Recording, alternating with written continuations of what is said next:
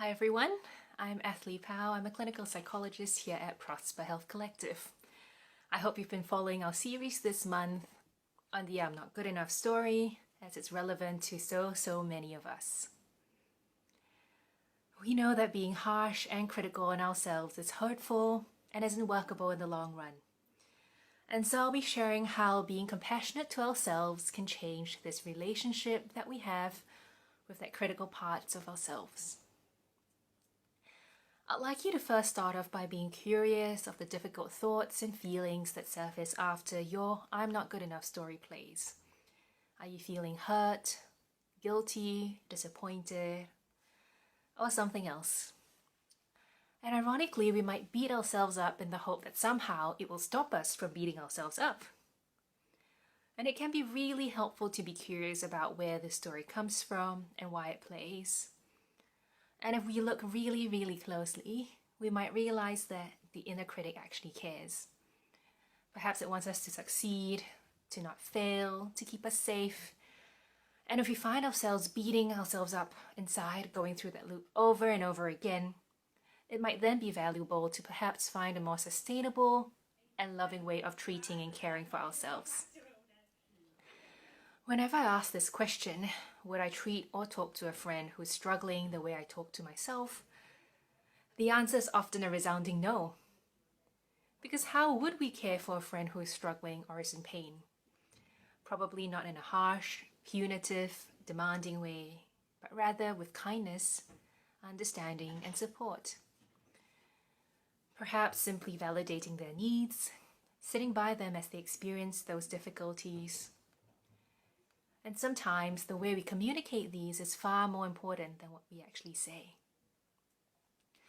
And so isn't it ironic then that when we're the ones going through a really difficult time, that we berate ourselves or we become our harshest critics? So then how can I show compassion to myself when my I'm not good enough story pops up? So firstly, just stop, take a breath, ground yourself in the here and now. Use your 5 senses to help you stay in the present moment. What can you see? What can you hear? What can you smell and taste? What can you touch?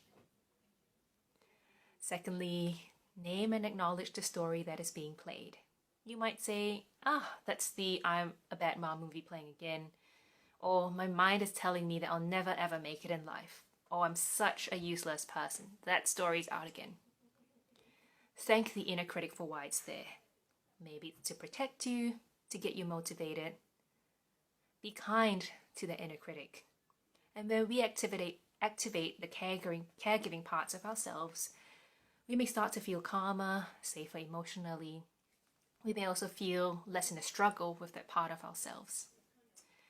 Fourthly, remind yourself that you are not alone. No one is perfect. It is normal to go through struggles. We all make mistakes. And lastly, be kind to yourself. Ask yourself, how would I care for a friend in a difficult situation? How can I support them? How can I validate their pain? What kind of person would I want to be to a friend who is struggling? What do I need right now? Do I need space, validation, openness, patience for myself? Then do those things for yourself. I hope you have found this relevant and helpful, and I encourage you to practice showing kindness and compassion to yourself, and also to that critical part of yourself that may come up from time to time. And so if you feel like you're struggling with your inner critic, we would love to help you explore this further as we support you to flourish and thrive in your life. I look forward to seeing you next time. Bye.